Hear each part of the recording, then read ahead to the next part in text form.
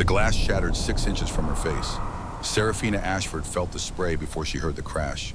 Tiny shards sharp as winter rain cutting across her cheek. Warm blood followed. A single drop traced down her jaw, Who are you? hung for a What moment are at you her doing chin, here? then I fell am onto here the for what collar is of her mine. dress. You must leave The at good once. dress, the last one Please that mattered. don't leave me. Her father's I hand must. still This is trembled the in the end. air No, where he'd wait. thrown the tumbler. Whiskey dripped down the wallpaper behind her. The same wallpaper her mother had chosen 15 years ago, back when the Ashford name still meant something in Boston. Back when Senator Thomas Ashford could walk into any room in Massachusetts and command respect. Now he couldn't command his own hands. $50,000. His voice cracked on the number. That's what you're worth. That's what will save us. Serafina didn't move, didn't raise her hand to the blood on her face. She stood perfectly still in the center of the drawing room, put together, spine straight. 22 years old, and she'd already learned that stillness was a kind of armor. Movement invited attention. Attention invited violence. Her mother stood by the cold fireplace. No coal for 2 months now. February in Boston without heat. Margaret Ashford's breath misted in the frigid air, but she didn't shiver. She'd stopped shivering weeks ago, stopped eating too mostly, giving her portions to Serafina when she thought her daughter wasn't watching. The lawyer sat in the wing chair like a carrion bird. Mr. Pemberton, black suit, black hat resting on his knee, black leather case open on the side table. He'd been pulling papers from that case for the last 20 minutes, spreading them across the mahogany surface like a dealer laying out cards in a poker game nobody wanted to play. The Duke of Hawthorne Manor, Pemberton said. His voice was professionally neutral, the voice of a man who'd brokered worse deals than this and slept fine afterwards. 90 years old, consumption. The physicians give him 3 months at most. 3 months, Thomas Ashford laughed. It was an ugly sound. 3 months playing nursemaid to a dying old man, and our debts disappear. The house stays ours. Food back on the table. He looked at Serafina then, really looked at her for the first time in weeks. It's a mercy, girl. He won't even be able to consummate the marriage. You'll be a wealthy widow by summer. The blood from her cheek reached her collar. She watched it spread into the fabric, a dark stain blooming like a flower. When, she asked, one word, flat, no emotion in it. She'd learned that too. Emotion was fuel for her father's rage. Better to be stone, better to be ice. Pemberton shuffled papers. The carriage arrives tomorrow morning, 6 o'clock. The Duke wishes the marriage performed immediately upon your arrival at Hawthorne Manor. He's had the license prepared, all legal. The contract is quite generous. Generous, Margaret Ashford spoke for the first time. Her voice was barely a whisper. You're selling our daughter. I'm saving this family. Thomas surged to his feet. The whiskey bottle on the floor beside his chair tipped and rolled. Empty. The third one today. Do you want to starve in the street? Do you want to watch them drag our furniture onto the lawn? The bank takes possession in 2 weeks, Margaret. 2 weeks. This is the only way. There must be another. There is no other way.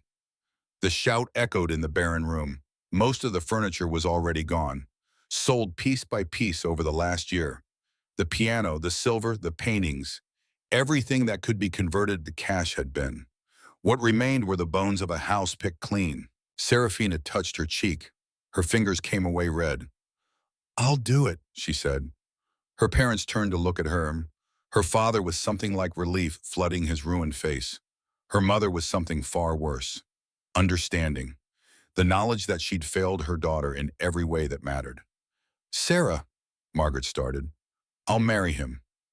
Serafina looked at the lawyer. What are the terms? Pemberton pulled a document from his case. $50,000 paid directly to Senator Ashford upon completion of the marriage ceremony. An additional $10,000 per year to be settled upon you, Mrs. Ashford, as a widow's pension after the Duke's death.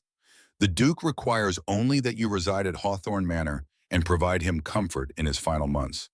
You will be expected to manage his care, read to him, ensure his dignity. His dignity, Serafina repeated. Yes. She wanted to laugh, wanted to scream, wanted to run from this room, this house, this city. But her legs were lead, her lungs were stone, and somewhere in the distance she could hear the sound of her mother crying. Soft, almost silent. The way Margaret Ashford had learned to cry over the last 3 years after her husband had taught her that loud grief only made things worse. "Where is Hawthorne Manor?" Serafina asked. "Western Massachusetts, the Berkshire Mountains, remote. The Duke values his privacy." Of course he did. What 90-year-old dying man wanted the world watching him waste away? Serafina looked at her father. At the broken man slumped back in his chair, already reaching for another bottle hidden behind the cushion. Senator Thomas Ashford, once the most promising politician in New England. 3 terms in the state Senate. Friends in Washington. A future that had stretched out golden before him. Until the investments went bad, until the loans came due. Until the gambling debts piled so high that even his political connections couldn't save him. "I'll need time to pack," Serafina said. "There's no time." Pemberton stood gathering his papers with efficient movements. "The Duke is quite insistent. You leave at first light. Bring only what you can carry in one case. Everything else will be provided." One case. 22 years of life reduced to whatever could fit in a single leather case. Pemberton moved toward the door, then paused. Turned back. For just a moment, something flickered in his expression. Not quite sympathy, maybe recognition. The acknowledgement that he was party to something cruel. "The Duke is not a bad man," he said quietly. "He's simply old and alone. You will be treated with respect." Then he was gone. The front door closed with a sound like a coffin lid. Serafina stood in the center of the room. Her father had already opened the new bottle. Her mother had sunk into a chair, face buried in her hands. Outside, February rain began to fall. It tapped against the windows with patient fingers. Relentless. Indifferent. The way time itself was indifferent to the small tragedies of small people in small rooms. Serafina touched the blood on her collar. Fear tasted like iron, like the metal tang of her own blood, like pennies and rust in the beginning of the end. She turned and walked from the room. Her footsteps echoed on the bare wooden floors, up the stairs, down the hallway, into her bedroom. The last space that was still hers, for one more night. She sat on the edge of her bed and didn't cry. The carriage arrived at dawn. Black lacquered wood, 4 horses perfectly matched grays. A driver in a long coat who didn't speak when he loaded her single case onto the back. Didn't meet her eyes. Didn't offer his hand to help her climb inside. Serafina's mother stood on the front steps in her nightgown and shawl. She'd been awake all night. Serafina had heard her pacing in the room below, back and forth, like a prisoner measuring out her cell. Now Margaret Ashford pressed something into her daughter's hands. A small silk bag. Inside, Serafina felt the weight of pearls. "My grandmother's," Margaret whispered. "The only thing I kept. They're yours now. Something of your own. Something he can't take." Serafina closed her fingers around the pearls. They were warm from her mother's skin. "I'm sorry," Margaret's voice broke. "I'm so sorry, Sarah. If I were braver, if I were stronger, if I could have stopped him." "It's done." Serafina kissed her mother's cheek, tasted salt. "Take care of yourself. Eat. Promise me you'll eat." "I promise." A lie. They both knew it. But lies were a kindness sometimes. Serafina climbed into the carriage. The door closed with a heavy thunk. Solid. Final. Through the window, she could see her father's silhouette in an upper window. Watching. Or maybe not. Maybe he'd already turned away back to his bottles and his ruin. The driver climbed onto his seat. Leather creaked. Rain snapped. The carriage rolled forward. Serafina didn't look back. If she looked back, she would break. And she could not afford to break. Not now. Not when she needed every ounce of strength just to survive what came next. The carriage turned onto Commonwealth Avenue. Morning light filtered through clouds the color of old bruises. Boston rolled past the windows. Familiar streets. The park where she'd played as a child. The church where she'd been baptized. The houses of families who no longer spoke to the Ashfords, who crossed the street when they saw Margaret coming, who whispered behind gloved hands about scandal and disgrace and how far the mighty fall. Goodbye to all of it. The city gave way to countryside, brown fields and bare trees. The landscape of late winter caught between the death of one season and the birth of another. Not quite frozen, not quite thawed, just gray and waiting. Inside the carriage, Serafina examined her prison. Velvet seats, brass fixtures, a small lantern that swung gently with the movement of the wheels. Everything expensive, everything well-maintained. the carriage of a wealthy man, but also empty, cold. No blankets, no warming stones for her feet, just the bare necessities of transport. She pulled her cloak tighter and watched the miles accumulate. The driver stopped once mid-morning at a coaching inn. He watered the horses and returned with bread and cheese wrapped in paper, passed it through the window without a word. His face was weathered 50s, maybe with the kind of scarring that spoke of old violence, a knife wound across his left cheek, something that had taken part of his ear, military. The posture gave it away, the way he moved with economy and purpose. No wasted motion. Why would a dying 90-year-old duke employ a soldier as his driver? Serafina ate the bread. It was good bread, fresh, better than anything she'd tasted in months. She forced herself to eat slowly to make it last, even though her stomach screamed for more. The driver climbed back onto his seat. The journey continued. They traveled west, always west, toward the mountains that rose like sleeping giants on the horizon. The landscape grew wilder, fewer farms, fewer towns, more forest, dense pine and bare oak pressing close to the road like something hungry. Night fell on the first day somewhere in the middle of nowhere.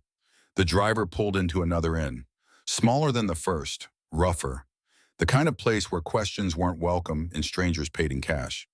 A room had been arranged, second floor, a narrow bed and a wash basin, a single candle. The innkeeper's wife brought soup and more bread. She looked at Serafina with knowing eyes.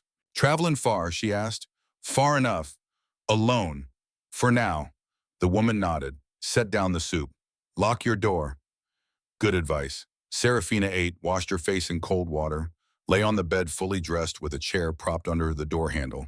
She didn't sleep. Through the thin walls, she could hear the sounds of the inn. Rough voices, laughter, footsteps in the hallway. Once someone tried her door. The handle turned. The chair held. The footsteps moved on. Serafina stared at the ceiling and counted the hours until dawn. Day 2 was colder. The landscape climbed. They were in the mountains now. Real mountains, not the gentle hills around Boston. The road switchbacked up, slopes covered in pine. Snow appeared in sheltered hollows, gray and tired from a winter of slowly dying. The driver pushed the horses hard. They made good time. Too good, like he was racing against something. Or toward it.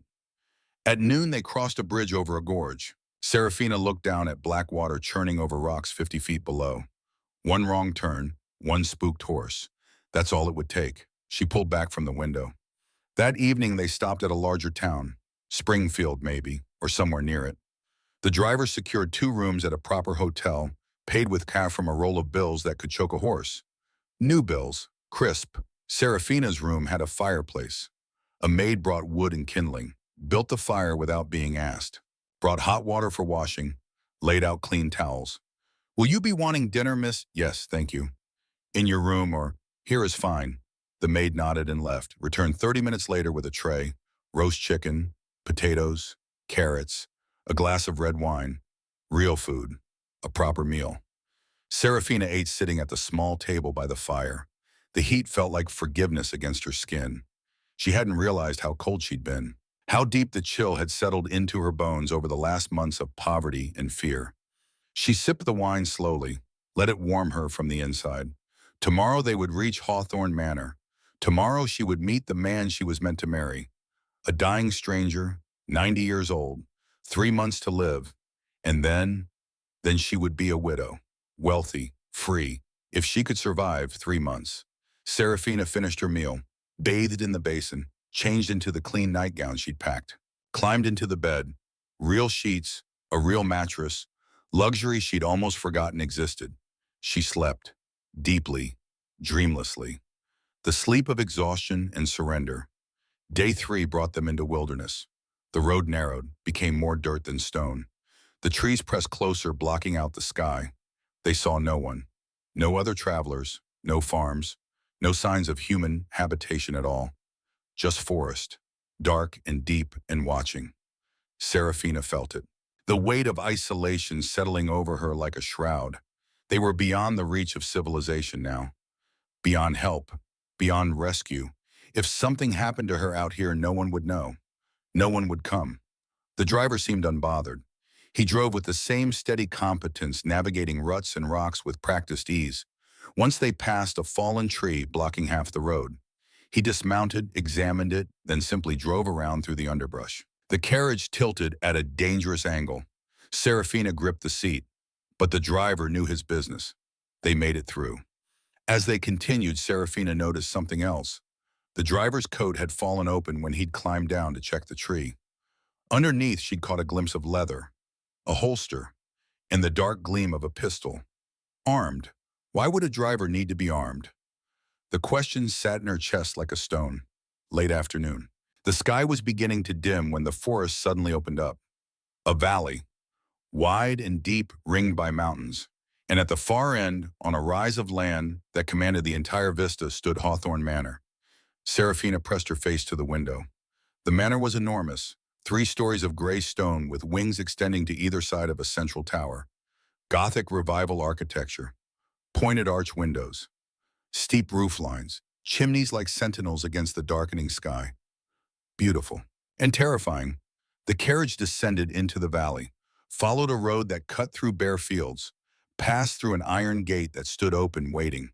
Serafina's heart hammered. Her hands were ice. She pressed them together in her lap and forced herself to breathe. This was it, the end of the journey, the beginning of whatever came next. The carriage rolled up a long drive. Gravel crunched under the wheels. They passed manicured grounds gardens, sleeping under winter mulch hedges, cut with geometric precision. Then they were climbing the steps to the main entrance. The carriage stopped.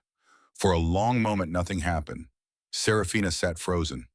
The driver remained on his seat. The horses stamped and blew. Then the manor's front door opened. A woman emerged. Tall, thin as winter itself. Silver hair pulled back in a severe knot. Black dress, high collar, eyes like polished steel. She descended the steps with the bearing of a queen. Stopped beside the carriage. Looked through the window directly at Serafina. "Miss Ashford," she said. Her voice was cultured. Boston Brahmin, old money and older pride. "I am Octavia Hawthorne. Welcome to Hawthorne Manor." No warmth in the words, just statement. Fact. The driver finally moved, climbed down, opened Serafina's door, offered his hand. Serafina took it. His grip was strong, calloused, the hand of a soldier, not a servant. Her feet touched gravel. The air was bitter cold. Wind cut across the valley like a blade. It carried the smell of pine and stone and something else, something old. Octavia Hawthorne studied her with those steel gray eyes, a long, assessing look, reading Serafina like a balance sheet, calculating worth, finding her perhaps barely adequate. "You're younger than I expected," Octavia said finally. "I'm 22. Young, Octavia turned toward the manor. "Come, your rooms are prepared. The wedding is tomorrow afternoon." Tomorrow, not even a night to settle, to prepare, to understand where she was or what was expected. Tomorrow. Serafina followed Octavia up the steps, through the massive oak doors, into Hawthorne Manor. The entry hall was cathedral-like, 2 stories high. A grand staircase swept upwards, splitting at a landing, before continuing to the 2nd floor in twin curves. Dark wood paneling, portraits on the walls, faces from centuries past watching with painted eyes. Candles burned in sconces, dozens of them. The light was golden but cold. It didn't seem to reach the corners where shadows pooled like water. "The manor has been in the Hawthorne family for 6 generations," Octavia said as she led Serafina toward the stairs. "We value tradition, privacy, discretion." Serafina's footsteps echoed on marble. She tried to take in everything at once. The wealth, the age, the crushing weight of history pressing down from the walls. They climbed the stairs, turned left, down a hallway lined with more portraits, more candles, more watching eyes. Octavia stopped at a door, opened it, stepped asimem. "Your rooms." Serafina entered, a suite, sitting room, bedroom, and a small dressing chamber visible through an open door. Fireplace burning, furniture that probably cost more than her family's entire house. A 4-poster bed with heavy curtains. Rugs thick enough to sink into. Luxury, prison. "A maid will attend you," Octavia said from the doorway. "Her name is Lily. She will help you prepare for tomorrow. Dinner will be sent up. The Duke does not receive guests." "I understand. Do you—" Octavia's gaze was sharp. "I wonder." She pulled the door closed. Serafina heard the unmistakable sound of a key turning in a lock. She was locked in. Serafina crossed to the door, tried the handle. It didn't budge. Her breath came faster. The room suddenly felt smaller, the walls closer, locked in, like a prisoner, like property. She pressed her forehead against the door and fought the urge to scream. The maid arrived an hour later. The lock clicked. The door opened. A young woman entered carrying a tray. Mid-20s, brown hair, nervous eyes that wouldn't quite meet Serafina's. "Miss Ashford," she said quietly, "I'm Lily. I've brought your dinner." She set the tray on a small table by the fire. Soup, bread, wine, good food again, as if they were trying to fatten her up for slaughter. Serafina watched Lily move around the room. Efficient, practiced, the movements of someone who had served in this house for years. "How long have you worked here?" Serafina asked. Lily paused. "6 months, miss." "Do you like it?" A longer pause. "It's a position." Careful words. The answer of someone who'd learned that honesty was dangerous. "And the Duke," Serafina pressed. "What is he like?" Lily's hands stilled on the tray. She looked at Serafina for the first time. Really looked. And what Serafina saw in those eyes was fear. "I've never seen him, miss." "Never, no one has, not for 10 years. He stays in the East Wing. Mrs. Hawthorne tends to him. No one else is allowed." 10 years. The Duke of Hawthorne had been a recluse for 10 years. "Is he truly 90? Serafina asked. "That's what they say." "And dying?" "I don't know, miss. I'm sorry. I only know what Mrs. Hawthorne tells us." Lily finished with the tray, turned to leave. At the door she hesitated. "Miss Ashford?" "Yes." "Lock your door at night from the inside. The key is on your side." Then she was gone. The door closed. Serafina heard her footsteps retreating down the hall. Lock your door. The same advice the innkeeper's wife had given. Serafina ate her dinner mechanically. The soup was excellent. She didn't taste it. After she explored her rooms more carefully, looking for what she wasn't sure, evidence, clues, anything that might tell her what she'd walked into. The furniture was old but well maintained. The bed linens were fine. The curtains were heavy velvet blocking out the night. In the dressing chamber, she found gowns hanging. Several of them, expensive, new, all in her size. They'd been prepared, waiting. How long had this been planned?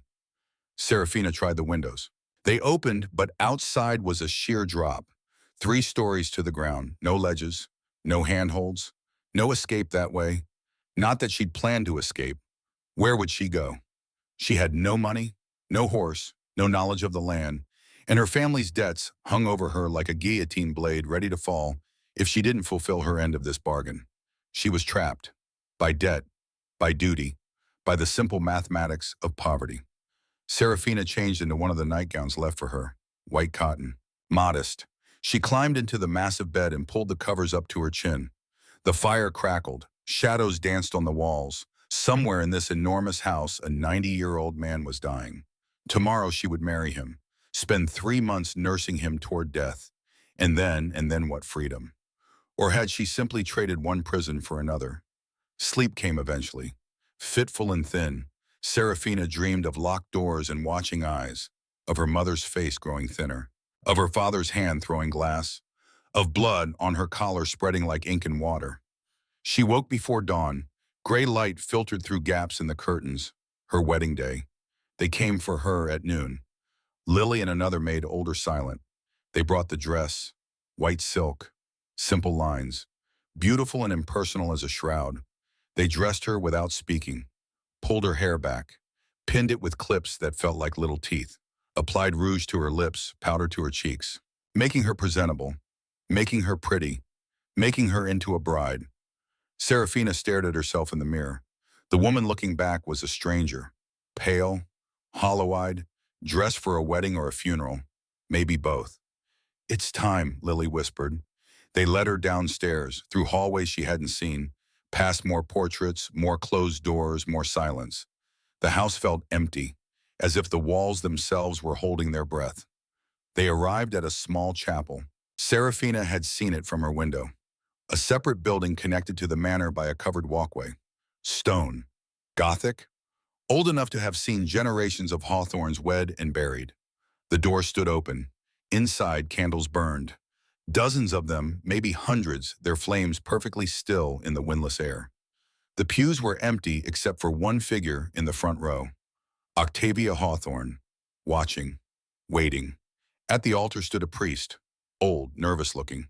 He clutched a prayer book like a shield, and beside the priest, the Duke. Serafina's breath stopped.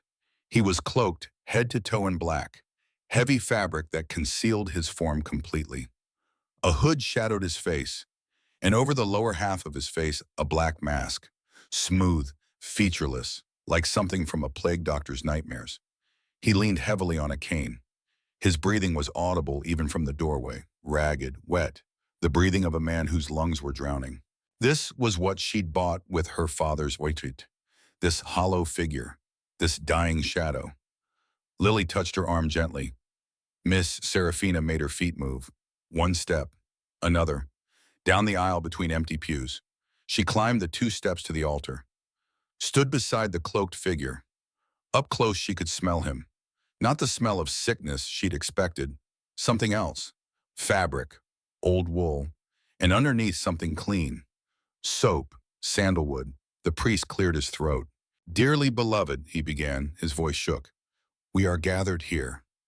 The words washed over Serafina. She heard them distantly, as if from underwater. The ritual phrases, the ancient promises, "Till death do us part." Death was already here, standing beside her, breathing its wet, rasping breath. "Do you, Serafina Ashford, take this man to be your lawfully wedded husband?" She opened her mouth, closed it, looked at the masked figure beside her. He didn't move, didn't react. Just stood there, a monument to mortality. "I will," she heard herself say. The priest turned to the Duke. "And do you—" He stopped. The Duke had straightened. It was subtle at first, just a slight change in posture, the hunched shoulders pulling back, the bowed head lifting. The cane fell. It hit the stone floor with a sharp crack that echoed through the chapel. The Duke's hands rose to his mask. Strong hands, steady hands, not the hands of a dying old man. The world slowed. Serafina watched those hands grip the edge of the mask, watched them pull. The mask came away. Time stopped. The face beneath was young, not 90, not 70, not even 40. 25 maybe, 30 at most. Strong jaw, high cheekbones, dark hair swept back from a face that would have been beautiful if not for the hardness in it. The kind of hardness that came from war, from violence, from years of living with death, and eyes. Storm-colored eyes, clear, sharp, intelligent, very much alive. He looked at Serafina, held her gaze. When he spoke, his voice was deep, steady. Nothing like the dying rasp she'd expected. "My name was Alexander Sterling Hawthorne," he said. "After what happened, I took a new name. I go by Dominic now. I am 25 years old. And you, Miss Ashford, are now my wife." The chapel went silent. Serafina stared. Her mind couldn't process what she was seeing, couldn't reconcile the dying old man with this young, vital stranger. "What?" she managed. Dominic reached for her hand. She jerked back. "Don't touch me." Her voice came out hard, venomous, all the fear and confusion and rage of the last 4 days crystallizing into 2 words. "You lied." "Yes." "You bought me, under false pretenses." "Yes." "I was told I was marrying a dying old man." "You were told what you needed to be told." The sheer audacity of it, the calm acknowledgement, as if deceit were just another business transaction. Serafina's hand moved before her brain caught up. She slapped him. The crack of palm against cheek rang through the chapel like a gunshot. Dominic's head snapped to the side. A red mark bloomed on his jaw. He didn't raise a hand to it, didn't flinch, just slowly turned his head back to face her. "You had every right," he said quietly. "I have more than that." Serafina's voice shook with fury. "I have grounds to annul this farce." "No, you don't." "And the contract was based on deception. The contract was for you to marry the Duke of Hawthorne Manor. That's what you did. The marriage is legal, consummated or not." Those storm-colored eyes were steady on hers. "The papers are filed. The money has been transferred to your father. As of this moment, Miss Ashford, you are the Duchess of Hawthorne, and there is nothing you can do to change that." The trap closed. Serafina felt it like jaws snapping shut. She looked at Octavia. The old woman sat motionless in the front pew, not surprised, not shocked. She'd known. Of course she'd known. This whole thing had been planned. The priest had backed away, still clutching his prayer book. His face was white. "I don't understand," Serafina said. Her voice sounded small now, lost. "Why? Why did this?" Dominic was silent for a long moment. Then he gestured toward a side door. "Walk with me," he said. "I'll explain. I know what you want, but what you need is the truth, and I'm offering it." His gaze held hers. "Please." That final word. "Please." It wasn't a command, it was a request. Serafina looked at the chapel door, at freedom. She could run, try to make it back to Boston, tell her father to tear up the check that the marriage was invalid. Except it wasn't invalid. Dominic was right about that. The contract had been carefully worded, and the law was the law. She was trapped. "Fine," she said. "Explain." Dominic picked up his discarded cane, offered his arm. Serafina ignored it, walked toward the side door with her head high and her hands clenched into fists. Behind her, she heard Octavia's voice, soft and satisfied. "Welcome to the family, my dear." The words followed Serafina like a curse as she stepped out of the chapel and into whatever fresh nightmare awaited. The side door led to a covered walkway. Stone pillars, bare vines climbing the walls dead from winter. Through the arched openings, Serafina could see the manor grounds stretching away into gray afternoon light. Dominic walked beside her, not touching, maintaining a careful distance. His footsteps were measured, soldier precise, the gait of a man trained to move with purpose. They reached the main house. He led her through a servant's entrance down a narrow corridor, then up a back staircase, avoiding the main halls, avoiding witnesses. Finally, he stopped at a heavy oak door, pulled a key from his pocket, unlocked it. "My study," he said. Inside was a room that spoke of secrets. Maps covered one entire wall, not decorative, working maps. Massachusetts, New York, Pennsylvania, marked with pins and notations in careful handwriting. A large desk dominated the center, its surface covered with papers. Ledgers, what looked like legal documents. But it was the weapons that caught Serafina's attention. A rifle mounted above the fireplace, 2 pistols on the mantel, a cavalry saber hanging from a rack near the window. Not decorations. These were tools, maintained, ready. Dominic closed the door behind them, locked it. "Sit," he said, gesturing to a leather chair. "I'll stand." "As you wish." He moved to a sideboard, poured amber liquid from a crystal decanter into 2 glasses, offered her one. She didn't take it. He set it on the desk anyway, within her reach, then took his own and stood by the window backlit by fading daylight. "My cousin Cameron died 10 years ago," he said. No preamble, no easing into it. "Here, in this house, in the library downstairs. I killed him." The words hung in the air like smoke. Serafina's hands tightened on the back of the chair. "Self-defense," Dominic continued. His voice was flat, factual. "He came at me with a letter opener. We fought. He fell, hit his head on the corner of the fireplace, died instantly." "Why did he attack you?" "Because I accused him of murder." Silence. Dominic took a slow drink. His gaze never left hers. Cameron was 22, charming. Everyone loved him, especially my uncle, his father. Cornelius Hawthorne, federal judge, one of the most powerful men in Massachusetts. He paused. Cameron was also a killer. A killer. He murdered a young woman named Charlotte Devereaux. She was my fiancée. The glass in Dominic's hand trembled, just slightly, the first crack in his composed facade. Charlotte died July 16, 1884, fell from a cliff on the property. The authorities ruled it an accident, but it wasn't. Cameron pushed her, and I can prove it. He moved to the desk, pulled open a drawer, removed a leather-bound journal. Charlotte kept a diary. She documented everything. Cameron's threats, his obsession with her, his demands that she break our engagement and marry him instead. The last entry was July 15th, the day before she died. She wrote that she was going to the authorities, going to expose Cameron for something he'd done. Dominic held out the journal. Serafina took it. The leather was soft, worn. She opened to a random page, saw feminine handwriting, neat loops and careful strokes. May 3rd, 1883. Alexander proposed today.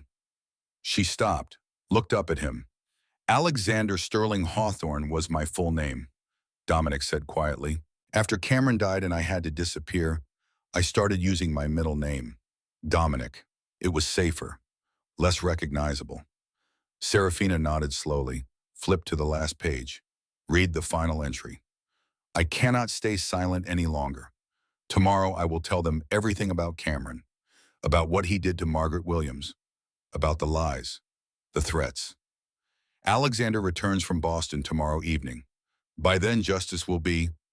The entry ended mid-sentence. Margaret Williams. Serafina looked up. Another girl, died in 1880, horse riding accident, so they said. But Charlotte suspected, she was investigating, and Cameron killed her for it. Dominic moved to the fireplace, stared at the flames. I was in Boston when Charlotte died. Business for the estate.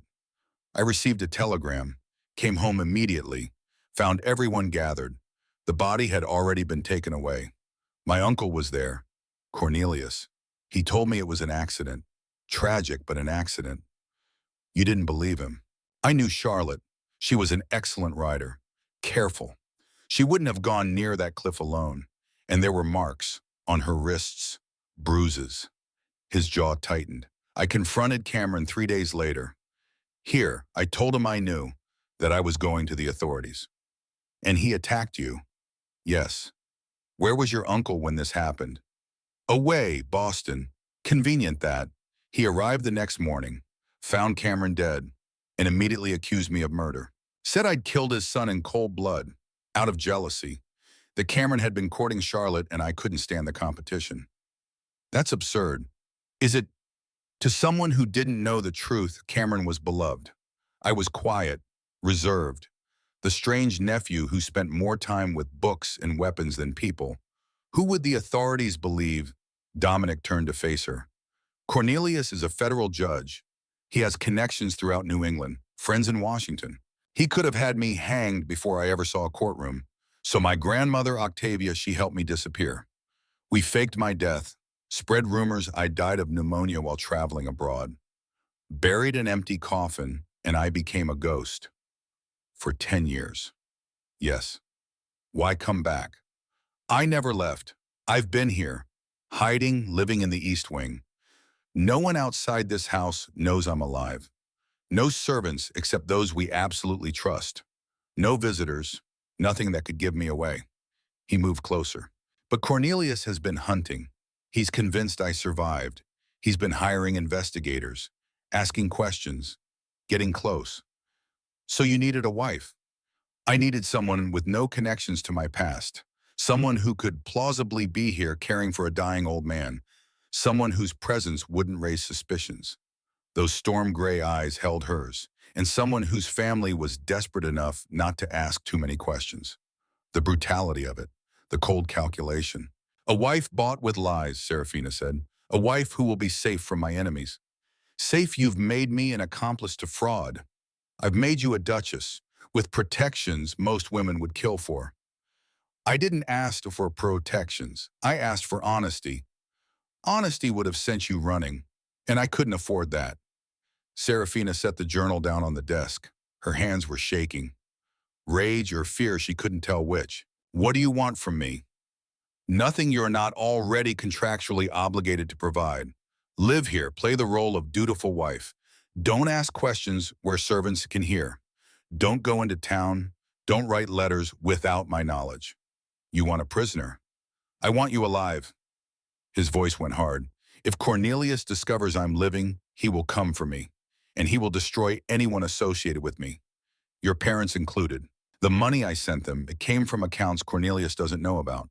But if he learns of the connection, he will take everything.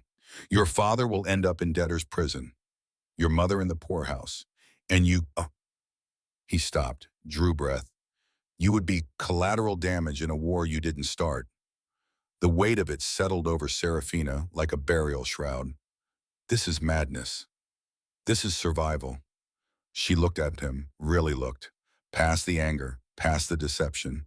What she saw was exhaustion, deep, bone-weary, the kind that came from years of hiding, years of looking over your shoulder, years of being afraid. You could run, she said. Go west, leave the country, disappear for real. And abandon my family's legacy, hand everything to Cornelius, let him win.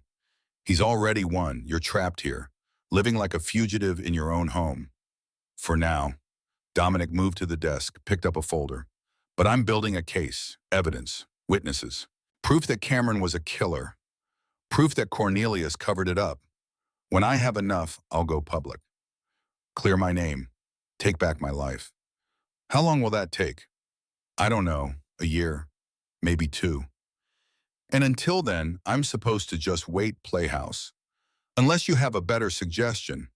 Serafina wanted to scream, wanted to throw something, wanted to walk out of this room, this house, this entire cursed situation.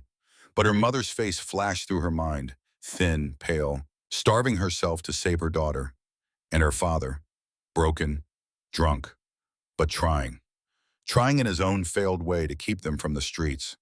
The money Dominic had sent them was their salvation, $50,000, more than enough to pay every debt, secure their future. If Serafina walked away now, Cornelius would take it all back, and her family would die, slowly, painfully, crushed under the weight of debts they could never repay. I need time to think, she said. Take all the time you need, but the marriage stands. That part is done. I could go to the authorities myself, tell them you're alive. You could. Dominic's expression didn't change. And Cornelius would have me arrested within hours. His word against mine. A restricted federal judge against a man accused of murdering his own cousin. Who do you think they'd believe? I have Charlotte's journal, which proves nothing without corroborating evidence. And I have that evidence locked away where no one can find it. Checkmate. Serafina picked up the glass of whiskey he'd poured earlier, drank it in one swallow. The burn was clean, sharp. It cleared her head. I want access to everything, she said. All your evidence, all your plans. If I'm going to be part of this, I'm not going to be kept in the dark. Dominic studied her. Why? Because I'm a good investigator, better than you might think. And because I need to know if you're telling the truth, if Cameron really was a killer, if you really acted in self-defense, or if this is all just an elaborate lie to cover up murder. You think I'm lying? I think I've been lied to enough. I want proof. A slow smile crossed Dominic's face, the first genuine emotion she'd seen from him. You're not what I expected, he said. What did you expect? A frightened girl who'd do whatever you told her? Yes, then you bought the wrong woman. The smile widened. Perhaps I bought exactly the right one. The first week was ice. Dominic kept to the east wing, Serafina to the west. They saw each other at dinner, and only because Octavia insisted. The meals were formal, silent, served in a dining room that could seat 40 but held only 3. Octavia at the head of the table, Dominic to her right, Serafina to her left. They ate with silver that had been in the family for 6 generations, off plates worth more than most people earned in a year. While servants moved like shadows around the edges of the room pouring wine, removing plates, never meeting anyone's eyes. Conversation was minimal. How are you settling in? Octavia asked on the second night. Well enough, Serafina said. The rooms are comfortable. Yes. If you need anything, I'll ask. Silence returned, forks on porcelain, wine in crystal, the fire crackling. Dominic didn't speak at all. He ate mechanically, his mind clearly elsewhere. Sometimes Serafina caught him staring at nothing, jaw tight, lost in whatever dark thoughts haunted him. After dinner, he would disappear. Back to the East Wing, to his study and his maps and his obsessive collection of evidence. Serafina was left to her own devices. She explored the manor. It was a labyrinth, 47 rooms by her count, libraries, parlors, conservatories filled with sleeping plants, ballrooms that hadn't seen dancing in decades, servant quarters, storage rooms, a wine cellar that could stock a hotel, everything well-maintained, everything empty, a house built for life, for family, for generations. Now just a mausoleum. She found the main library on the third day. 3 stories of books, floor to ceiling, leather bindings and gilt titles, the smell of old paper and older knowledge. She could lose herself here, and she did. Reading became her escape. Philosophy, history, poetry, anything to fill the hours. Anything to keep her mind from circling back to the same questions. What am I doing here? How long can this last? What happens when it all falls apart?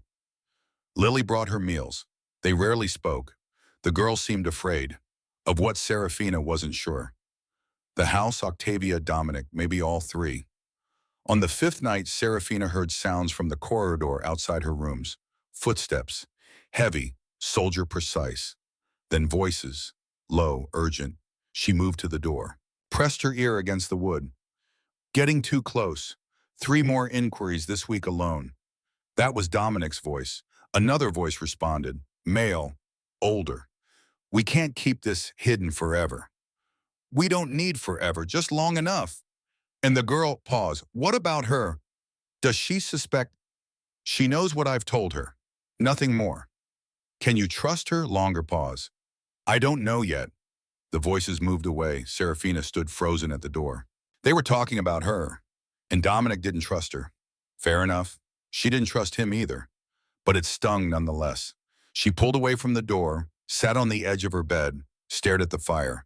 This was her life now, married to a stranger, living in a prison disguised as a palace, surrounded by secrets she was only beginning to understand, and utterly, completely alone. The second week, Lily began to talk. It started small, comments about the weather, questions about Boston, safe topics, but Serafina listened, and she learned. Lily had been at the manor for 6 months, hired through an agency in Springfield. She'd been told the Duke was elderly, bedridden, that she'd be working under the Dowager Duchess's supervision. She'd never been told about Dominic. I saw him once, Lily whispered while helping Serafina dress. About 3 months ago. Late at night, I was bringing fresh linens to the East Wing and I heard voices. A door was open, just a crack. I looked inside. And he was there, at a desk with another man. They were looking at papers, maps. The other man was older, serious looking. They were arguing about something. Did they see you? No, I left before they could, but I've been nervous ever since. What if Mrs. Hawthorne finds out I saw? Why would she care? Lily's eyes went wide. Because seeing him is forbidden. We're not supposed to know he exists. The ones who do know, the driver, the cook, the groundskeeper, they've all been here for years. They're family, trusted. But the rest of us, she lowered her voice even further, we're kept in the dark, and the ones who ask questions don't last long. What happens to them? They're dismissed, given generous severance, sent away with enough money to keep quiet. But there's always the implication, the understanding. That talking would be unwise. Serafina absorbed this. The man you saw with Dominic, what did he look like? Tall, late 20s, maybe 30, brown hair, expensive suit. He carried himself like a lawyer or a banker, someone educated. Marcus Brennan, had to be, the lawyer Dominic had mentioned. Does he come often? Every week, always at night. He arrives after dark and leaves before dawn. Mrs. Hawthorne receives him personally. So there was an entire operation running underneath the surface, a network, people coming and going, evidence being gathered, plans being made. And Serafina was supposedly part of this. The wife, the cover story. But she was kept as ignorant as the servants. The realization hardened something in her chest. If Dominic wanted her cooperation, he would have to earn it. And that meant giving her the truth. All of it. The confrontation came on the 10th night. Serafina couldn't sleep. Too many thoughts. Too many questions. She rose, put on a robe, left her rooms. The manor at night was a different creature. Shadows deeper, silence heavier, candlelight creating pools of uncertain illumination that didn't quite reach the corners. She walked, no destination in mind, just movement, anything to quiet her restless mind. She found herself near the East Wing, the forbidden territory. Ahead, a sliver of light showed beneath a door. Voices. Serafina moved closer. Careful, silent. Can't hide forever, Dominic. A man's voice. The lawyer, Marcus. I'm not hiding, I'm preparing. You've been preparing for 10 years. People are asking questions. Cornelius is getting desperate. That makes him dangerous. Let him be dangerous. I'm ready. Are you ready to watch everyone you care about burn when he strikes? Pause. What are you suggesting? Come forward, now. Present what evidence you have. Force a trial. At least then you'd have the protection of the courts. The same courts Cornelius controls. His friends are judges, prosecutors, police chiefs. The moment I surface, I'm dead. Then we find judges he doesn't control. We go to Washington if we have to. The Attorney General would require ironclad proof, which I don't have yet. You have Charlotte's journal, Cameron's diary, which could be dismissed as fabrications. I need more witnesses, financial records, something that ties Cornelius directly to the cover-up. And if you never find it, if you spend the rest of your life hiding, then I spend it hiding. Silence. Then Marcus spoke again, quieter. What about her, your wife? Serafina's breath caught. What about her? Does she know everything? She knows what she needs to, which is what exactly? That I'm accused of murder, that my uncle wants me dead. That staying here keeps her safe. And the rest, Charlotte Cameron's other victims, the fact that you're planning to go to war with a federal judge, she doesn't need to know that. She's your wife, Dominic. She deserves to be kept out of this. The more she knows, the more danger she's in. If Cornelius ever gets his hands on her, the less she can tell him, the better. You're using her as a shield. I'm protecting her. There's a difference. Yes, but Marcus's voice held doubt. I hope you're right, because if this goes wrong, she'll pay for your mistakes. Serafina had heard enough. She stepped away from the door, moved quickly back down the hallway. Her heart hammered. Her hands were ice. He was still lying to her, still keeping secrets, still treating her like a pawn in whatever game he was playing. She reached her rooms, closed the door, locked it.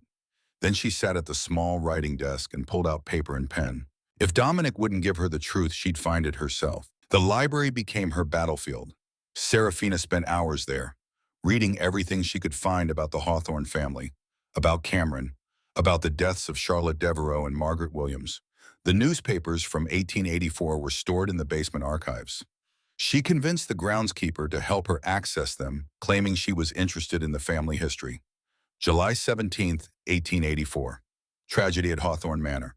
Miss Charlotte Devereaux, age 23, found dead at the base of Raven's Cliff. Authorities rule accidental fall. The article was brief, respectful. It mentioned Charlotte's engagement to young Alexander Hawthorne, nephew of Judge Cornelius Hawthorne. Mentioned her family, her beauty, her promising future. Cut short. Serafina read it 3 times, looking for something, anything that didn't fit. Then she found it. A smaller article. Page 6. Easy to miss. Stable hand reports seeing Miss Devereaux walking toward the cliffs in the company of another individual at approximately 2 p.m. on the day of her death. Identity of companion unknown. Companion. Charlotte hadn't been alone. Serafina searched for follow-up articles. Found nothing. The story died after 2 days, replaced by other news, other tragedies, as if someone had made sure it died. She went back further, found the articles about Margaret Williams. Horse riding fatality. Miss Margaret Williams, 21, thrown from horse during morning ride. Death ruled accidental. Same pattern, initial coverage, then silence. No investigation, no questions, just quick closure. Convenient. Serafina made notes, dates, names, inconsistencies. She was building her own case, because if Dominic was telling the truth, she needed to prove it, and if he was lying, she needed to know. On the 14th night, she found what she was looking for. It was tucked into a book, A History of Massachusetts Families. The volume was heavy, leather-bound, probably hadn't been opened in years, but when Serafina pulled it from the shelf, a piece of paper fluttered out. A note, handwritten, feminine script.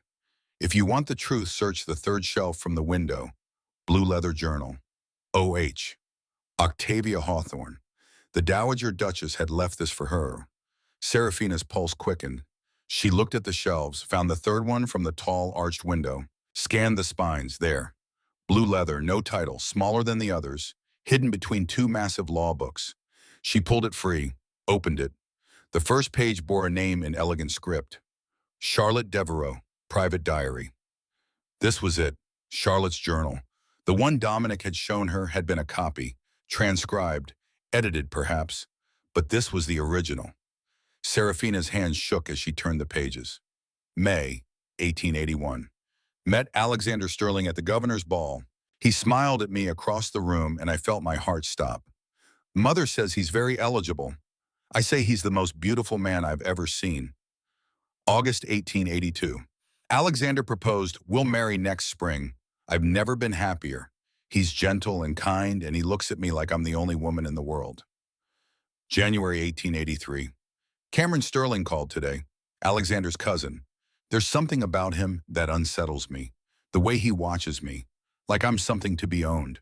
Alexander says I'm imagining it, but I'm not. The entries continued. Serafina read faster. April 1883. Cameron cornered me in the conservatory. He said Alexander isn't worthy of me, that the eldest son should have the finest things, that I should break the engagement and marry him instead. I refused. He grabbed my wrist, left bruises. I told Alexander. They had a terrible fight. June 1883. Alexander has gone to Boston on business. Cameron comes to the house every day now. He brings gifts, flowers, jewelry. I refuse them. He's becoming insistent, aggressive. Mother is frightened. She's written to Alexander to come home. July 1883. Cameron threatened me today. He said if I tell anyone about his affections, he'll ruin Alexander's reputation. He knows things, secrets, business dealings that could destroy the family name. I don't know what to do. The entries grew darker, more desperate. January 1884. I've been investigating, quietly. Cameron was courting another girl last year, Margaret Williams. She rejected him. A month later, she died. Horse riding accident. But her sister told me Margaret was an excellent rider, that she'd never have taken that jump alone, that someone must have spooked the horse. March 1884. I found letters. In Cameron's room, he wrote to Margaret, obsessive letters, declaring his love, demanding she leave her fiancé. The last one was dated the day before she died. If I cannot have you, no one will. May 1884. Cameron knows I've been investigating. He's watching me, following me. I'm afraid to be alone. Alexander wants me to move up the wedding, but I can't. Not until I have proof. Not until I can make sure Cameron faces justice. July 15th, 1884. The last entry.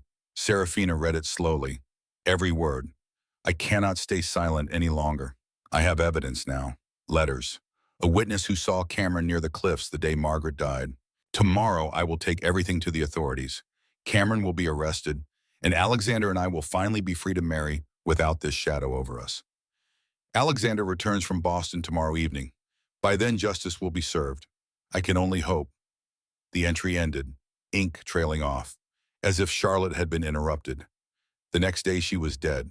Serafina closed the journal. Her hands were shaking. This was real. Cameron had killed before, and Charlotte had discovered it. So he'd killed her too. And Dominic Alexander had come home to find his fiancée dead. Had confronted his cousin. Had fought. Had survived. The story checked out, which meant Dominic was telling the truth. He wasn't a murderer hiding from justice. He was a survivor hiding from injustice. The weight of that realization settled over Serafina like snow. She'd been so focused on protecting herself, on staying detached, on treating this as a transaction. But it wasn't a transaction. It was a war, and Dominic was fighting it alone. No, not anymore. Serafina stood, clutched the journal to her chest. She knew what she had to do. She had to find Dominic, had to tell him what she'd found, had to offer him something he clearly needed, an ally. She left the library, moved through the dark halls, toward the east wing, toward the light under his door. She didn't knock, just opened it. Dominic looked up from his desk. Surprise flickered across his face. I found Charlotte's journal, Serafina said. She held it out. The real one, the original. Octavia left it for me to find. Dominic stood slowly, took the journal, opened it. His eyes scanned the pages. When he looked up again, his expression had changed, guard lowered, walls cracking. You believe me now, he said. It wasn't a question. Yes. Why? Because Charlotte's words are true, I can feel it. And because I'm tired of fighting the wrong war. Dominic set the journal on the desk, looked at her for a long moment. I'm sorry, he said quietly. For lying, for using you, for putting you in danger without your full knowledge. Are you sorry, or are you just saying what I want to hear? Both. Honest, at least. If we're going to do this, Serafina said, if I'm going to help you take down Cornelius and clear your name, then no more secrets. I need to know everything, every detail, every plan, every risk. Agreed. And I'm not just the decorative wife. I investigate. I contribute. I'm your partner in this. Agreed. Good. She moved to the desk, looked at the maps, the documents, the evidence he'd been collecting. Then show me what you have and tell me what we do next. Dominic smiled, a real smile, tired but genuine. We prove my uncle is a criminal. We gather enough evidence that even his friends can't protect him, and then we bring him down. How long will that take? Months, maybe a year. Then we'd better get started. Serafina pulled up a chair. For the first time since arriving at Hawthorne Manor, she felt like she had purpose. Not as a victim, not as a pawn, as a player in the game, and she was damn well going to win. They worked through the night. Dominic spread documents across the desk like a general planning a campaign. Maps, letters, financial records, a decade of evidence carefully collected, meticulously organized. Serafina absorbed it all. Cameron's pattern was clear once you knew where to look. 3 women over 4 years, Margaret Williams in 1880, a girl named Elizabeth Porter in 1882, then Charlotte in 1884. All young, all beautiful, all engaged to other men, all dead. How did he get away with it? Serafina asked. Cornelius. Dominic pointed to a series of bank records. Every time Cameron killed, money moved. Large sums, paid to coroners, police chiefs, newspaper editors, anyone who might ask uncomfortable questions. And no one noticed? Some did, but Cornelius is powerful. People who challenged him found themselves ruined, careers destroyed, reputations shredded. Eventually, everyone learned to look the other way. Serafina traced the money trail with her finger. 50,000 here, 20,000 there. The cost of buying silence. We need more than financial records, she said. We need Cameron's own words. Proof of intent. I know. Dominic's jaw tightened. I've searched everywhere. His rooms were cleared after he died. Personal effects burned. Cornelius made sure of it. Burned all of it. Everything in his bedroom. But Dominic stopped, looked at her. There was a place, Cameron's retreat, a room in the North Tower. He kept it locked. No one was allowed inside. Have you searched it? No, after he died, Octavia had the tower sealed. Too many memories, too much pain. I respected that. Maybe it's time to stop respecting the past and start using it. Dominic studied her. Something shifted in his expression. Respect, perhaps, or recognition. Tomorrow, he said, we search the tower. Dawn came cold and clear. Serafina dressed in practical clothing, a simple dress, sturdy boots, hair pinned back. She met Dominic in the main hall. He carried a ring of old keys, heavy iron, the kind that opened locks built to last centuries. Octavia was waiting. The Dowager Duchess stood at the base of the tower stairs. Her face was unreadable, but her hands trembled slightly as she held out another key. The master key, she said to Dominic, for the upper room. I've kept it all these years. Couldn't bring myself to open it. Couldn't bring myself to throw it away. You don't have to do this, grandmother. Yes, I do. Octavia's steel gray eyes moved to Serafina. Charlotte was like a granddaughter to me. I failed her. Failed to see what Cameron was. Failed to protect her. Perhaps this will make amends. She pressed the key into Dominic's palm, then turned and walked away. Her footsteps echoed on marble, steady but somehow diminished. Serafina and Dominic climbed. The tower stairs were narrow, steep. Dust lay thick on every surface. No one had been here in 10 years. They passed the second floor, then the third. The stairs continued, tighter, darker. Finally, they reached a door. Heavy oak, iron reinforcements. A lock that looked like it could withstand a battering ram. Dominic inserted the key. It turned with a grinding sound, metal on metal, rust in time. The door swung open. The room beyond was small, circular, windows on all sides offering views of the valley below. And it was pristine. Unlike the stairs, no dust here. The air was stale but not musty. as if the room had been sealed, preserved exactly as it was the last time Cameron had been here.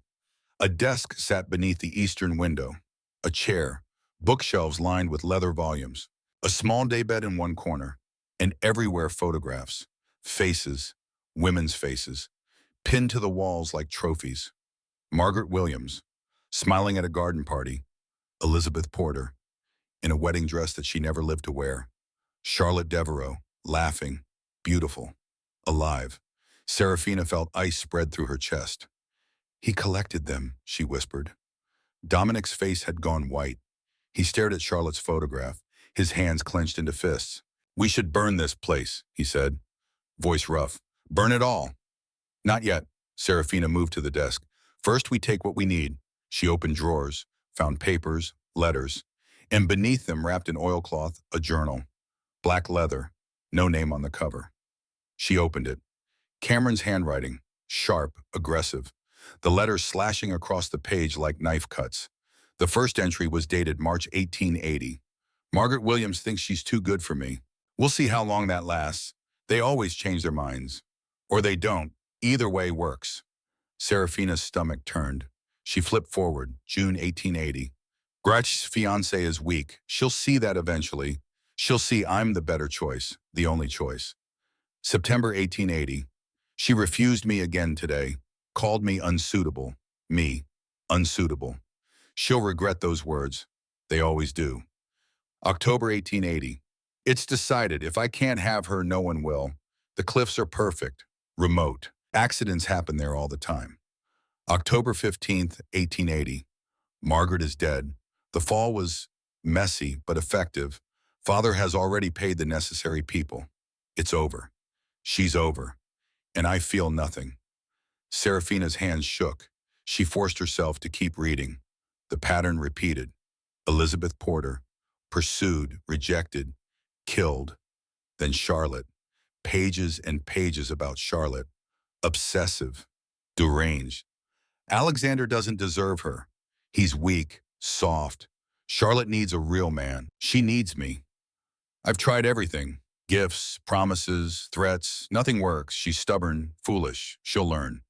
She's been asking questions about Margaret, about Elizabeth. She's too clever for her own good. I'll have to deal with that. July 14th, 1884. Tomorrow. She's planning to go to the authorities tomorrow. I can't let that happen. The cliffs worked twice. They'll work again. July 16th, 1884. Charlotte is dead. Pushed her myself. Watched her fall. Screaming all the way down. Father will clean this up like he did the others, and Alexander will never know I was there.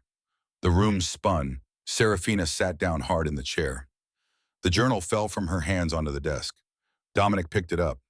Read. His face went from white to gray to something beyond color, beyond emotion. This is it, he said finally, voice hollow. This is everything we need. Confession, premeditation, multiple murders, all in his own hand. Your uncle covered it all up. Yes. He knew. All along he knew what Cameron was, and he protected him anyway. Cameron was his only son. That's not an excuse. That's not... Serafina stopped, drew breath. How many more would there have been if you hadn't stopped him? I don't know. Dominic looked at the photographs on the walls. I don't know.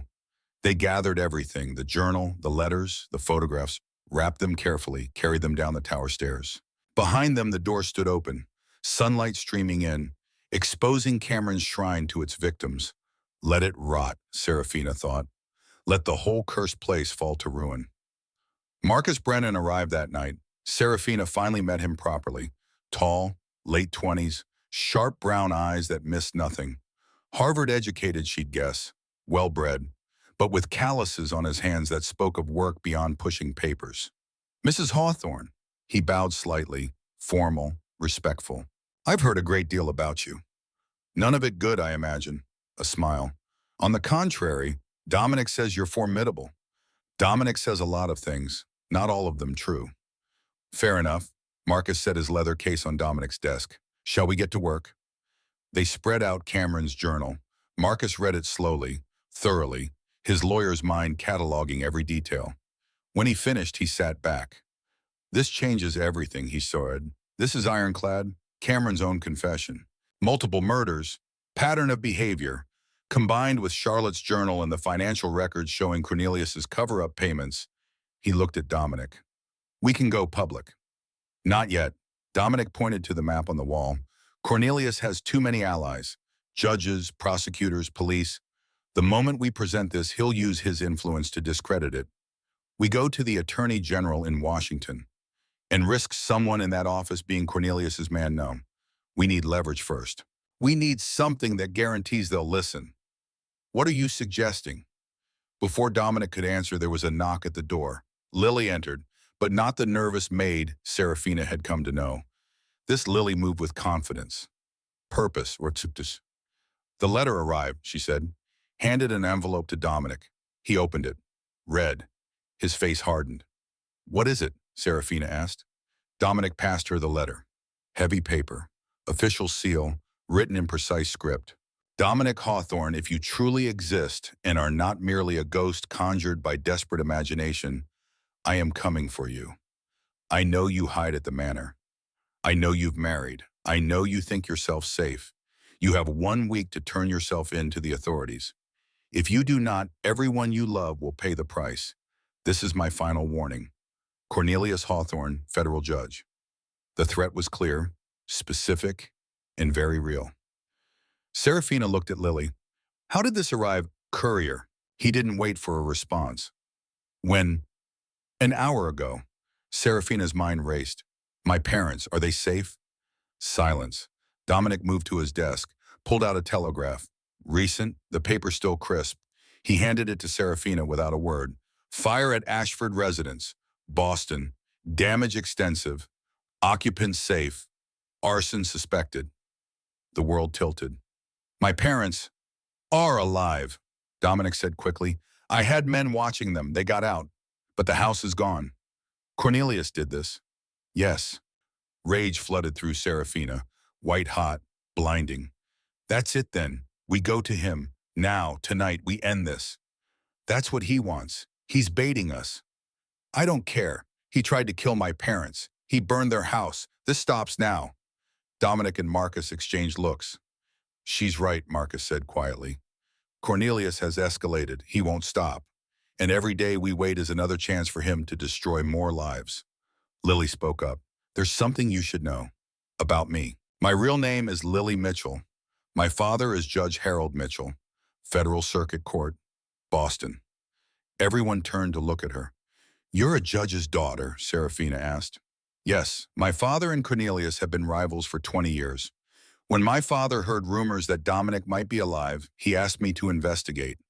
I took a position here 6 months ago to gather information. You've been spying on us. I've been trying to help. Lily pulled papers from her apron pocket. My father is willing to take this case. He has the authority to override Cornelius's influence. But he needs evidence, real evidence, the kind that can't be dismissed. Dominic looked at Cameron's journal, at Charlotte's diary, at the financial records. We have it, he said. Then we move now, Marcus said. Tonight, we take everything to Boston, present it to Judge Mitchell, force a grand jury, get this into public record before Cornelius can interfere. He'll try to stop us. Let him try. Serafina stood. When do we leave? Within the hour. Dominic was already moving, gathering papers, securing documents in a locked case. Serafina, you should stay here, where it's safe. No, Essine, this is dangerous. My parents were just burned out of their home. I'm done being safe. I'm done hiding. I'm going. Dominic met her eyes, saw the steel there, the determination. He nodded once. All right, but you do exactly as I say. No arguments. Agreed. They prepared quickly. Dominic strapped on a pistol. Marcus carried a rifle. Even Lily produced a small derringer from somewhere. Everyone armed, everyone ready. They took 2 carriages. Dominic, Serafina, and Marcus in the first. Lily and the driver, a former soldier, Dominic trusted in the second. The night was moonless, black, the kind of dark where anything could be waiting. They rode hard, racing through the mountains, down into the valley, toward Boston, toward confrontation. They reached the city at dawn. Boston was waking, smoke from chimneys, merchants opening shops, normal people living normal lives. unaware that justice was about to be served, or war was about to begin. Marcus directed them to a townhouse in Beacon Hill, Judge Mitchell's residence. They climbed the steps. Marcus knocked.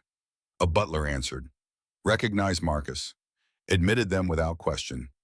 Inside, they were led to a study. Judge Harold Mitchell stood by the window.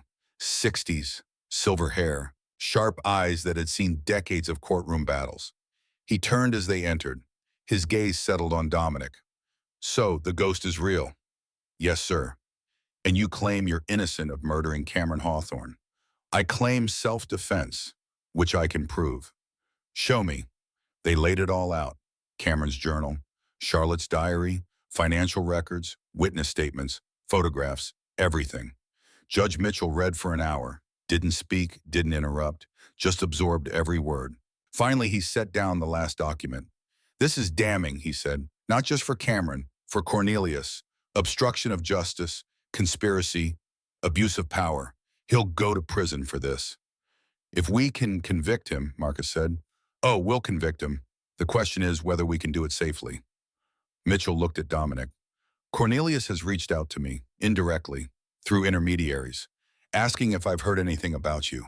I've denied it, but he's getting desperate. Desperate men are dangerous. As if summoned by the words, there was a commotion outside. Shouting, the sound of carriages. The butler rushed in. Sir, there are men outside, armed men. They're demanding to see. The front door burst open, footsteps in the hall, heavy, multiple people. Then Cornelius Hawthorne strode into the study.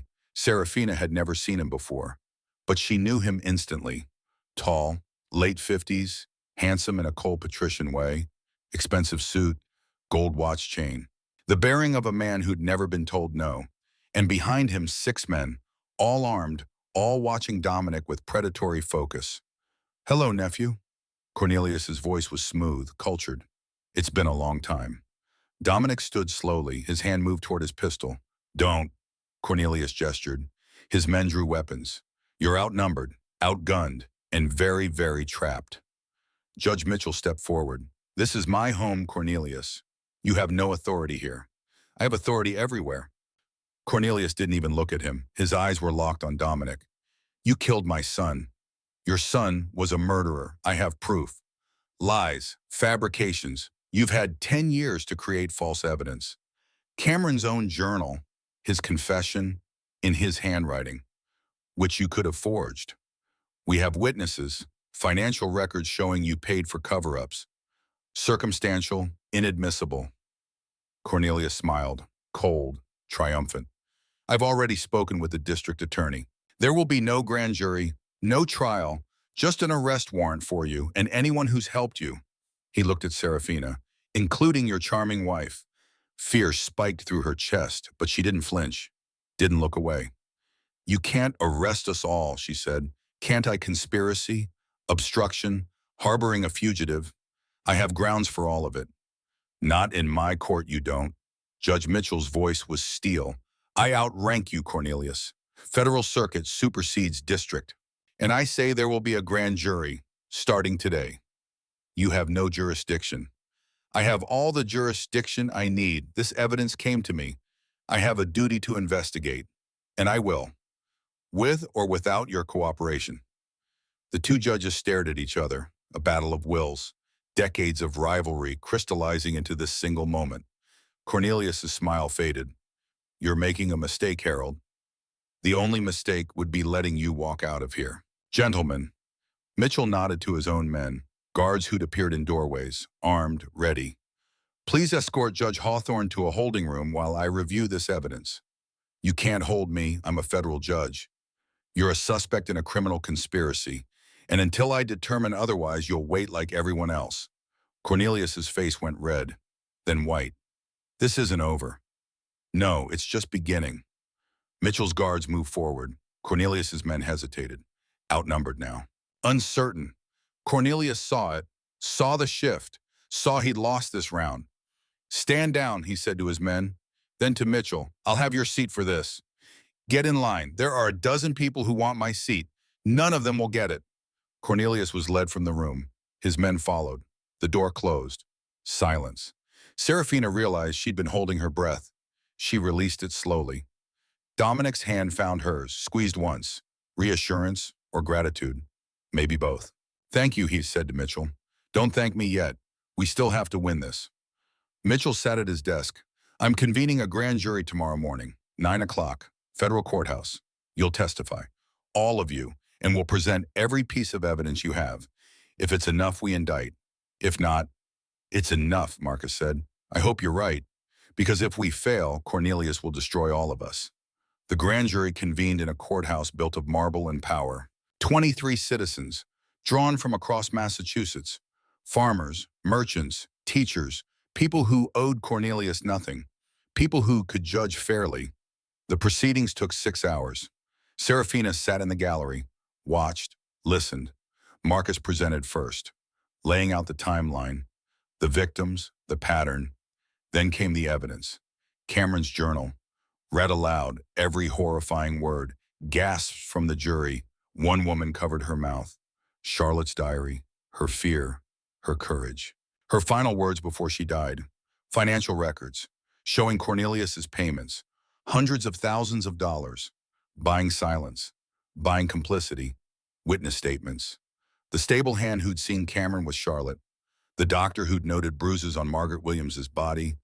The newspaper editor who'd been paid to kill the story. Finally, Dominic testified. He stood at the witness stand. Calm, clear, the bearing of a soldier on full display. Tell us what happened on July 19th, 1884, the prosecutor said. Dominic did, every detail. The confrontation, Cameron's attack, the fight, the fall. I didn't want him dead, Dominic said, voice steady but raw. He was my cousin. We grew up together, but he came at me with a letter opener. I defended myself, and he fell. What did you do after? I went to my grandmother, told her everything. She helped me disappear.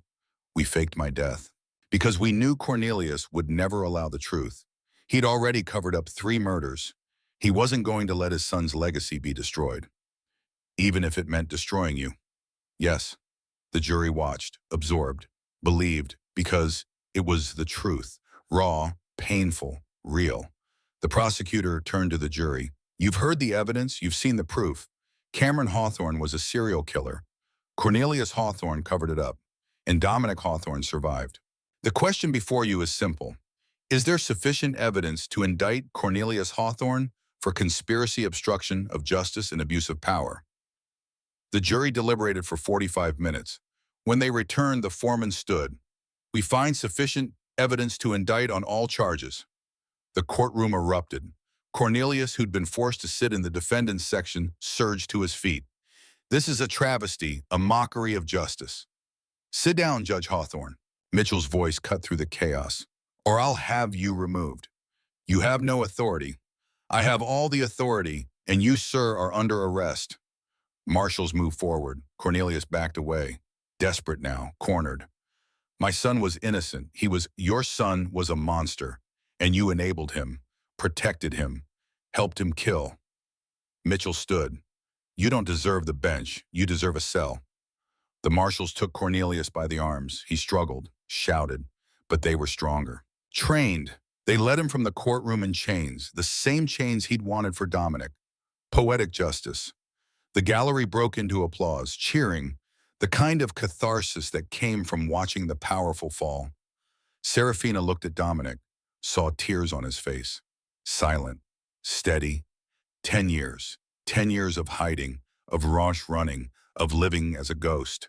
And now it was over. He was free. Outside the courthouse, reporters swarmed. Cameras flashed. Questions shouted. Dominic gave a brief statement. Justice delayed is not justice denied. Today, my truth prevailed. Charlotte Devereaux, Margaret Williams, Elizabeth Porter. They finally have justice, and I have my life back. Thank you. Short, simple, powerful. The crowd loved it. Serafina stood beside him, his wife, his partner, his ally in the war that had just been won. They walked down the courthouse steps together, into sunlight, into freedom, into the rest of their lives 6 months later. Spring had come to Hawthorne Manor. The grounds were transformed, gardens blooming, windows open, warm air replacing the cold that had gripped the place for so long. Inside, workers moved through halls once closed, renovating, restoring, bringing life back to rooms that had been dead for a decade. Serafina stood in the conservatory, one hand resting on her gently rounded belly. Early pregnancy, just beginning to show. She hadn't told Dominic right away, wanted to be certain, wanted to wait until the trial was over, until they were safe. But 2 months ago, she'd finally shared the news. He'd cried, lifted her gently, kissed her, promised their child everything. Safety, love, a world where justice actually existed. Now she watched him through the window, outside in the garden, directing workers, planning, building, creating something new from the ashes of the old. Footsteps behind her, Octavia appeared. The Dowager Duchess had softened in recent months. Still sharp, still formidable, but gentler, as if a weight had been lifted from her shoulders. "How are you feeling?" Octavia asked. "Wonderful, tired, happy." "Good." Octavia stood beside her, looked out at the garden, at Dominic. "He's different now, lighter. The ghosts are finally gone. Not gone, just put to rest." "Perhaps that's the same thing." Octavia touched Serafina's arm, gentle. "Thank you for saving him, for giving him a reason to fight. He saved himself. I just stood beside him." That's often how it works. They stood together in comfortable silence, watching the world renew itself. That evening, Serafina and Dominic walked the grounds. Sunset painted the sky in shades of gold and rose. The air smelled of lilacs and fresh earth. "I've been thinking," Dominic said, "about the manor, about what to do with it. And by mind, I want to turn part of it into a school for girls, daughters of families who can't afford education. A place where they can learn, grow, become strong enough to protect themselves."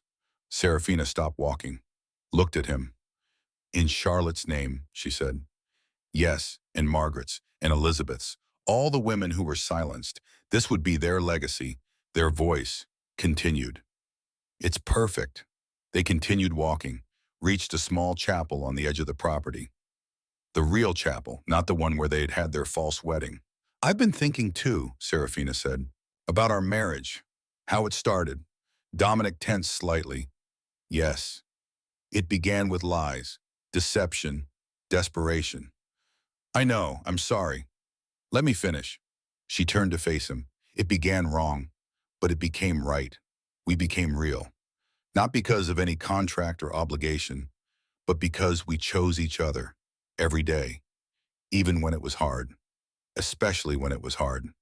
So I want to do it again, the right way, with honesty, with love, with everyone we care about watching." Dominic's eyes widened. "You want another wedding?" "I want our first real wedding, the one we deserved. Will you marry me, Dominic Hawthorne?" He laughed, pulled her close, careful of her belly, kissed her softly. "Yes, 1,000 times yes." They married 3 weeks later. Small ceremony, family and friends only. Judge Mitchell officiated. Marcus stood as best man, Lily as maid of honor. Serafina's parents were there. Healthy now, safe, living in a new house Dominic had bought them. Her father sober, her mother smiling. Octavia sat in the front pew, wiping tears with a silk handkerchief.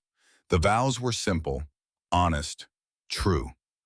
"I marry you with complete honesty," Dominic said. "I love you. I choose you. Every day." "I marry you with complete trust," Serafina replied. "You are my partner, my equal, my home."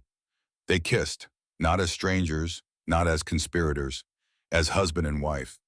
The reception was held in the gardens. Music, dancing, laughter. Everything the first wedding had lacked. As the sun set, Serafina and Dominic slipped away, found a quiet corner of the grounds. "Are you happy?" he asked. "Deliriously. Even knowing how we started, especially knowing how we started, it makes this more precious." They stood together, watching stars emerge, feeling the baby move between them. A new life, a new beginning, born from darkness but reaching toward light. 7 months later.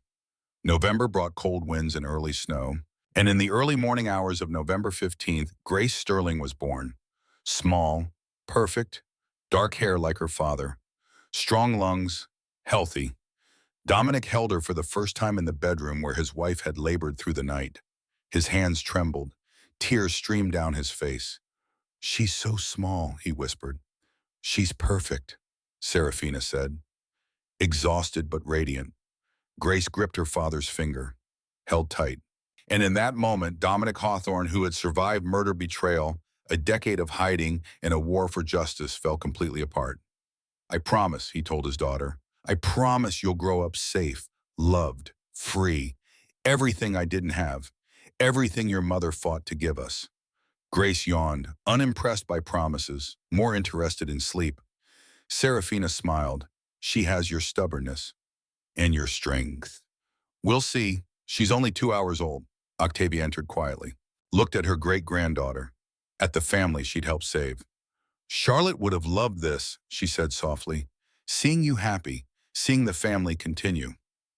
"She's here," Dominic said. "In a way, Grace Charlotte Sterling." Octavia's composure finally cracked. She sat beside the bed, touched Grace's tiny hand. "Welcome to the family, little one." The years that followed were quiet. No more running, no more fear, no more ghosts. Just life. Grace grew, walking at 10 months, talking at 1 year, reading at 3, brilliant and stubborn and everything they could have hoped. The school opened when she was 4. Charlotte Devereaux Academy for Girls, full scholarship for any girl who wanted to learn. The first class had 12 students. By the second year, 50. By the fifth, over 100. Young women learning, growing, becoming strong. Legacy made real. Cornelius Hawthorne died in prison 3 years into his sentence. Alone, forgotten. His name synonymous with corruption. No one mourned. Serafina's parents visited often. Her father stayed sober, found peace in his grandchildren. Yes, children. Grace had a brother by year 3, Thomas, named for his grandfather. A chance at redemption. Marcus Brennan married Lily Mitchell, continued fighting for justice, became one of the most respected lawyers in Massachusetts. Judge Mitchell lived to see his daughter happy, his legacy secure, his rival defeated. And Dominic became the man he was always meant to be. Not a ghost, not a fugitive, not a victim, a father, a husband, a steward of justice. He never forgot the darkness, the years of hiding, the cost of survival. But he also never let it define him. One evening, 10 years after the wedding, after Grace had gone to bed and Thomas was asleep in his crib, Serafina and Dominic sat in the library, fire crackling, books surrounding them, peace settling like snow. "Do you ever regret it?" she asked. "How we started?" "No. Not even a little. Not even a little." He looked at her, those storm-colored eyes warm, alive. "You were sold to a dying man. I was a ghost buying his way to survival. Neither of us chose this, but we chose each other. Every day after. That's what matters. And if you could go back, change it, I wouldn't. Because every wrong turn led us here. To this, to Grace, to Thomas, to peace. To love. Yes, to love." They sat together, not speaking, not needing to. Outside, snow began to fall. Soft, quiet, covering the world in white. Inside, the fire burned, warm, safe. And in the silence, two people who had fought for justice, survived betrayal, and built a life from ashes simply existed. Together, free, finally completely home.